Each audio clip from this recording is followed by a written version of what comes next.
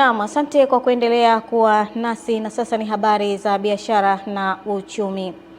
Bodi ya Utalii Tanzania TTB imeweka mikakati mipya ya kutangaza vivutio vya utalii ndani na nje ya nchi ili kupanua mazao ya utalii na kuongeza mchango wa sekta hiyo katika uchumi wa taifa na kuelekea dira ya maendeleo 2050. Taarifa ya Jamila Omar inafafanua zaidi.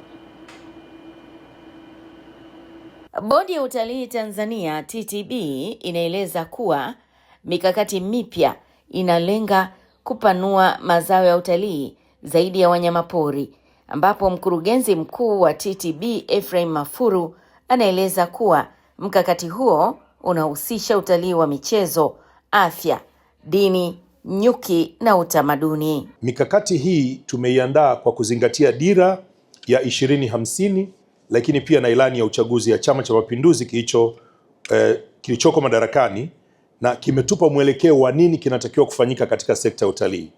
Malengo yako wazi kwamba tuweze kufikia watalii milioni 8 ifikapo mwaka 2030, na ili tufikie huko ni lazima tuweze kuwa very clear ni mazao gani tunayapeleka sokoni, ni masoko yapi tunayafuata. Wizara ya Maliasili na Utalii inaeleza kuwa mikakati hiyo imeboreshwa rasmi ili ianze kutumika, huku ikilenga kuibua mazao mapya ya utalii na kutumia teknolojia ya kisasa ikiwemo akili unde. Aidha, ni waombe Bodi ya Utalii Tanzania kuendelea kuwashirikisha wadau kwa karibu hata wakati wa utekelezaji wa mikakati hii ili kuhakikisha malengo yaliyokusudiwa yanafikiwa kikamilifu. Ushirikishwaji huu unapaswa kujumuisha mikutano ya mara kwa mara na wadau, ikiwezekana angalau mkutano mmoja kwa kila robo ya mwaka. Wadau wa sekta ya utalii wanaeleza kuwa mikakati hiyo inafungua masoko mapya na kuimarisha utalii wa ndani. Mapendekezo pia yanaelekezwa kwenye kuandaa vifurushi vitakavyoongeza muda wa watalii kukaa katika mikoa mbalimbali. Tumekwenda kuangalia upande wa digital marketing, kwamba utalii unahitaji dakika 3 mtu apate taarifa, sekunde 3 mtu aweze kupata taarifa ya nini kinachoendelea, lakini kwenda kwenye masoko mapya, sio kubaki na masoko yale yale tulizoea. Sisi Mwanza tuna vivutio, ni jiji na tuna vivutio vingi vya mjini. Kwa hiyo tutatengeneza package kwa ajili ya watalii kuzungukia vivutio vya mjini. Jamila Omar, Channel 10, Arusha. Mamlaka ya mapato nchini TRA mkoa wa Mtwara imewataka wafanyabiashara mkoani humo kuanza kujifunza kutumia mfumo mpya jumuishi wa kodi za ndani IDRAS unaorahisisha kuratibu taratibu zote za ulipaji wa kodi, mfumo ambao utaanza kutumika Februari mwaka huu. Mwandishi wetu Adam Malima anatuarifu zaidi kutokea mkoani Mtwara.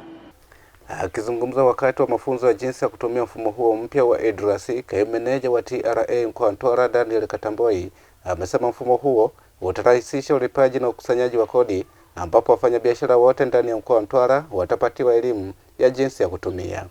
Ni kwamba tujifunze mfumo huu, tuuitikie mfumo huu kwa sababu ndio wa kwetu na tunaenda kuutumia huu kuanzia hiyo tarehe 9.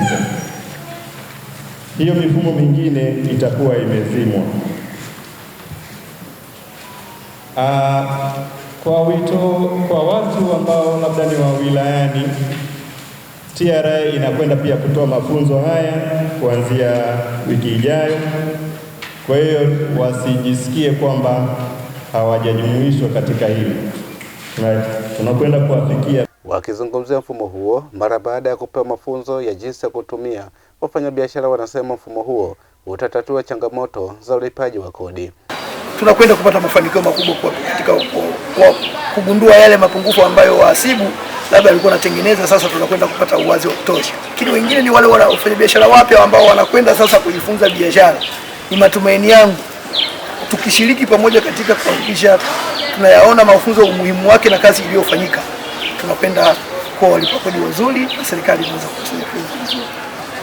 Kimsingi mafunzo ya leo ni muhimu sana kwa wafanyabiashara kwa sababu yanakuja kutatua changamoto ambazo wafanyabiashara wale ambao wanajikadiria kodi kuwa huru zaidi katika kufanya biashara zao, kwa sababu hii mifumo imeunganisha mifumo mingi sana.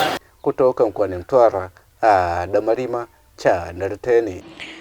Na mwisho wa habari za biashara na uchumi.